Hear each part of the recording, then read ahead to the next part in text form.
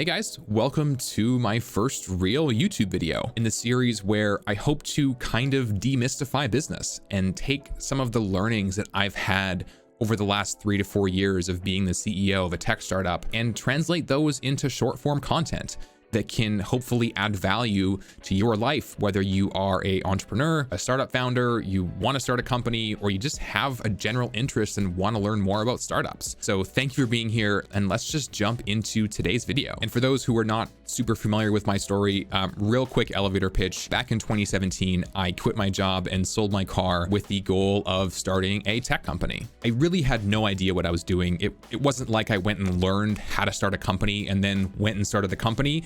I kind of just started a company and figured shit out along the way. And so the first thing that I want to share with you today is actually some of my top tips that I learned and mistakes that I made on how to build and sustain and grow a healthy startup culture within your organization. And just shortly after we sold the company, I thought it was a perfect opportunity to sit down with some of my core team members now that I was no longer the CEO and ask for some direct and candid feedback about their experiences working for my company. And I'm really grateful that I got some very direct and honest feedback from my team, both about the company culture, but also about me as a leader and how I can improve when I inevitably start another company one day. So this was just like a great learning experience for me to collect data from my past team. And so I thought it was a perfect chance to share that with you, the internet, and hopefully pass the value along to some other startup founders out there. And so I'm going to break this down into 6 tips that I would share with my future self when I start my next company. And this is all just direct feedback that I got from my team members kind of post exit that I've kind of cleaned up and put into short form content. And what I was surprised to learn was that financial compensation was actually not the most important thing when it came to retaining employees. Everyone has a base which they need to earn to have a roof over their head and, feed their family and put food on the table. But once those basic needs were met, additional compensation was not the most important thing compared to the day-to-day work of actually enjoying the work that they're doing and truly feeling valued about their contributions. And what my team shared with me is that they far more valued feeling like their work was contributing in a meaningful way to the goals of the company and actually solving real problems for the organization. And what was super eye-opening for me was when I asked my team if they could remember a moment where they truly felt valued at the company. It wasn't when they got a raise or a bonus. It was when I personally reached out to thank them for the hard work that they had done in shipping a new feature or building a new landing page, or when we got the team together to go bowling and have drinks on a Friday night and truly shared our appreciation for the work they were doing. And so my takeaway here is when you're building companies, don't get too caught up in thinking that compensation is the only thing that matters in retaining a team. And it's far more valuable that you take the time to recognize and make your employees truly feel valued, and so they feel like the work they're doing on a day-to-day basis is actually meaningful to the company. The second question that I asked my team was about equity, because we actually gave equity to every single employee at the company. And I wanted to understand, now that we had actually sold a company, looking back, how much did that equity actually impact our team's motivation on a day-to-day basis? And what I was happy to take away from this is that it really made the team understand how they were valued. And most people shared that the actual fact that we gave them equity was more meaningful than the financial instrument of the equity itself. It made them feel like they were truly part of the team and that they really had ownership over our company. And it also informed how above and beyond employees would go on a day-to-day basis. And looking back, that extra motivation probably saved our ass during hard times. So my takeaway here was make sure your employees feel like they truly have ownership over your company if you want them to go that extra mile every day. The next piece that I wanted to understand is if you're trying to build a good startup culture, you also kind of have to understand why people would want to work for a startup in the first place. And several of our team members, this was their first startup, and others have been through many startups before. So when asking the question of like, what is the best part about working for a startup, I wasn't too surprised to find out that it was really the enjoyment of being able to add immediate impact and influence change throughout the entire organization on your own. Having the freedom to test and run experiments without the fear of failure or judgment. Startups are not like like your typical corporate hierarchy, and you shouldn't need to ask for your boss's permission and your boss's boss's permission to go make a change or try something that you think will positively impact the business or the product. Everyone in a startup is kind of at the same level, and that is really motivating for people to be able to come in and feel like that they have the ability to make an impact and feel like their work is actually making a difference. But one of my mistakes in the early days was having my hand in way too many different buckets. I felt like as the CEO, I needed to see and review and approve like every change that went into our product,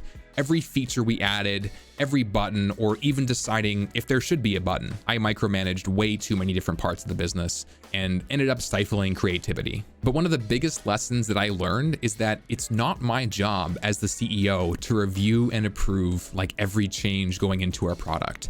It's actually my job to give the stakeholders enough context and relevant context that they may not have been privy to, so they can make the best decisions, for our product, for example. And at the end of the day, I needed to take a step back and let my team make their own decisions, but hold them accountable for the decisions they make. And so my big takeaway here on creating constructive culture is to take a step back and stop micromanaging everything and trust the people that you've put in place to make the right decisions and do their job.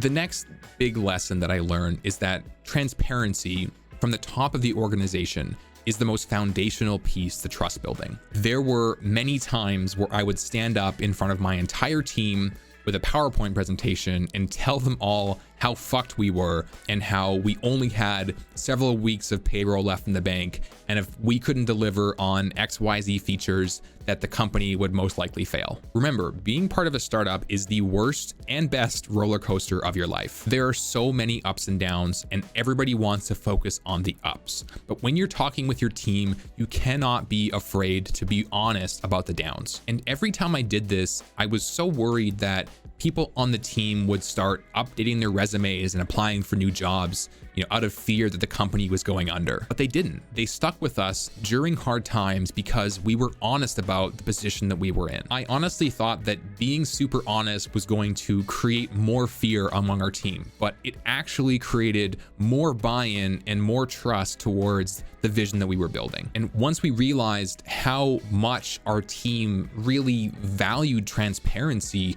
we doubled down on this and we started oversharing certain metrics that we thought would help employees feel more trust and honesty from the executive team. We set up a Slack channel where we started sharing weekly financial metrics like how much money we were spending and how much money we were making and where the money we were spending was going and how much money we had left in the bank and how much runway we had. These are things that most startups keep sacred among their executives and founders and don't often share with every employee. But it really resulted around the team rallying around the most important objectives and truly feeling ownership because they were getting honest and transparent messaging from the founder and CEO. And having your team this bought into your company is going to save your ass when shit gets rough. And so my takeaway for this one is always err on the side of transparency and trust that your team can handle the honest truth of where we are at as a company. Next up is another lesson that I personally took away thanks to some honest feedback from my team. And that is that it's really important that the CEO makes time to be present with the team. There were so many months during our startup journey where I was traveling nonstop.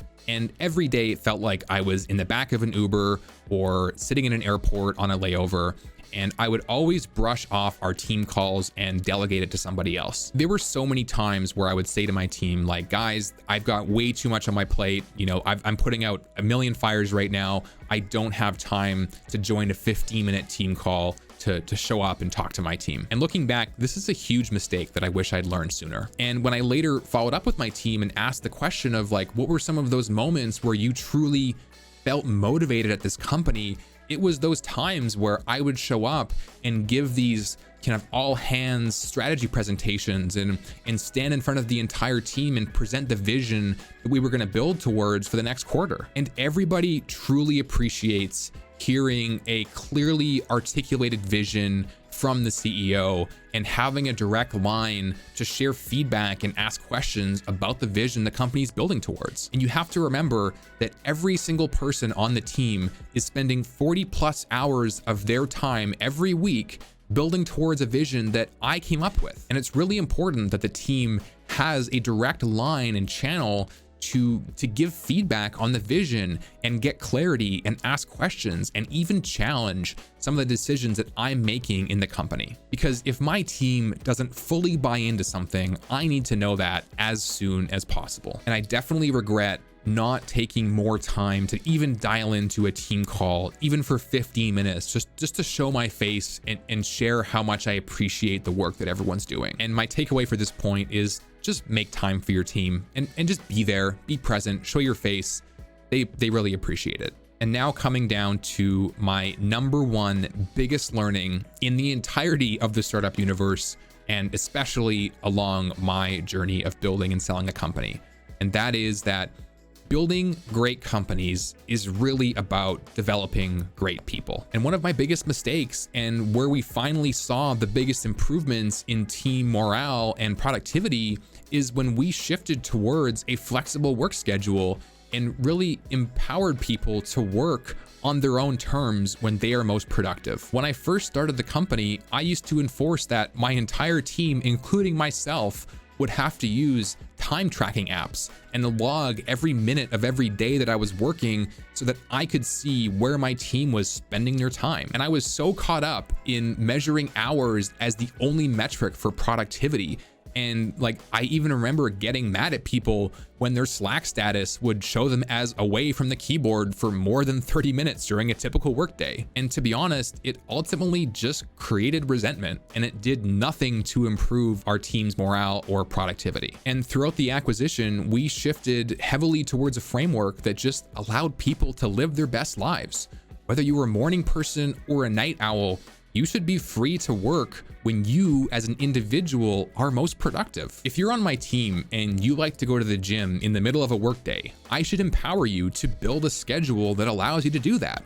Or if it dumps like 12 inches of snow overnight and you want to go snowboarding because your calendar is flexible, then go. And for the first couple of years of my startup, I was kind of against the concept of unlimited vacation. But now that I've actually seen firsthand the positive impacts that it can have on individuals, and now I've got the mindset of, if you need a day off, you should be free to take that day off. And if you need a week off to recharge your batteries, you should be free to do so. And now, after 3 to 4 years of running a tech startup and hiring people and learning and making mistakes, I've really settled on the principle that if we can create a culture that enables our team to live their best lives, they're also going to do their best work.